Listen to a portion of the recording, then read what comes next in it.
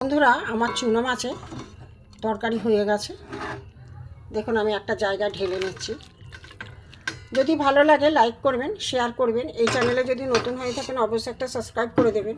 যারা Facebook page থেকে দেখছেন তারা একটা ফলো করবেন। কমেন্ট করে জানাবেন কেমন হয়েছে চুনো মাছের ঝাল বা চচ্চড়ি। চলুন আমি ভিডিওটা কিভাবে করেছি প্রথম থেকে দেখতে থাকি।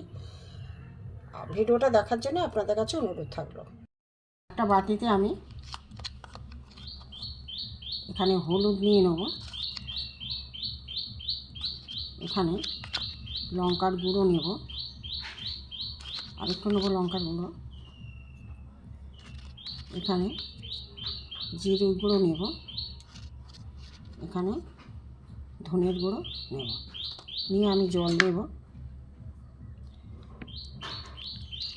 দিয়ে আবার আমি এটা একটু মেখে নেব, মিক্স করে নেব। দেখতে থাকুন। হ্যালো বন্ধুরা, দিদি ভ্যারাইটি থেকে আপনাদের স্বাগত। আজ আমি করব চুনো মাছ। চুনো মাছ বলতে এখানে পুঁটি মাছ আছে, মৌরলা মাছ আছে। এটা আমি আগে তেল গরম হয়ে গেছে আমার, এটা আমি প্রথমে ভেজে নেব।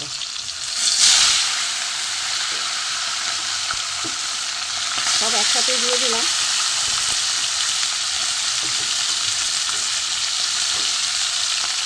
দেখতে থাকুন।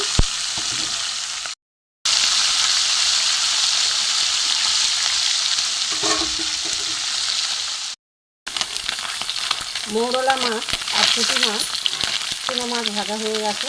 এবার আমি নামিয়ে দেবো। এখন কড়কড়ে করে লাল লাল করে ভেজে নিয়েছি।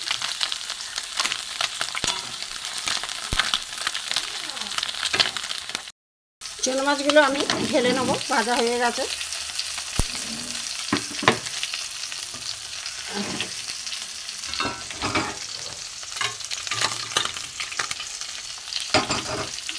আমি ফের কড়া বসিয়ে দিলাম, দেখতে থাকুন। বন্ধুরা, কড়ায় সর্ষের তেল দিয়ে দিয়েছি, তেল গরম হয়ে গেছে। এখানে দেখুন আমার পেঁয়াজ আর টমেটো আছে, এটা আমি দিয়ে দেবো।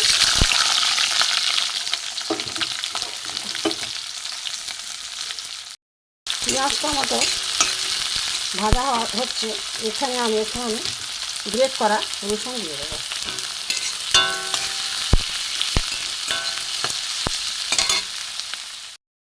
এতে আমি আলু সরু সরু করে কেটে রেখেছিলাম, এগুলো দিয়ে দেবো। ভাজা হোক, একটু নুন দিয়ে দিলাম। এটা ভাজছি। আলু পেঁয়াজ রসুন ভালো করে ভাজা হয়ে গেছে। এতে আমি হলুদ লঙ্কা জিরে ধনে এটা মিক্স করা ছিল, এটা আমি দিয়ে দেবো।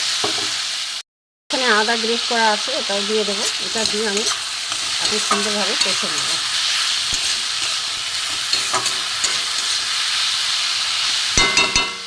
এই মশলা দিয়ে কষা হয়ে গেছে, আমি অল্প করে জল দেবো। এটা হতে থাক, তারপরে দেখছি। জল দিলাম, আলুগুলো সেদ্ধ হবে।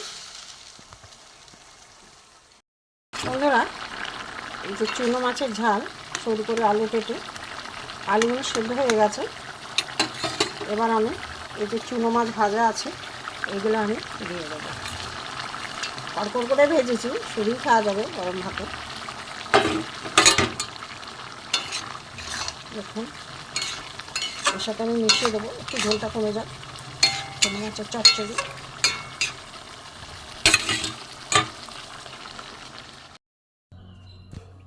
আমার চুনো মাছের চচ্চড়ি হয়ে গেছে।